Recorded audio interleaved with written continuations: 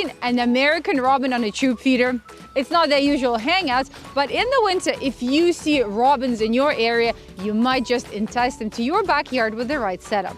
So normally American robins forage on the ground looking for earthworms and bugs, or they eat berries. But in the winter, when food is scarce, they are quite happy with dried mealworms, hulled sunflower seeds, apple peels, and even shelled peanuts. Serve all of this food on a tray feeder, you know, like our seed buster tray is part of the Podium kit, or on the tray that attaches to our tube solution feeders, and robins might just stop by and check things out. In the spring and summer, if you are wondering which bird is singing in the middle of the night while the rest of the world is still sleeping, it's most likely a robin. They are famous for being early risers, inspiring that expression, the early bird catches the worm.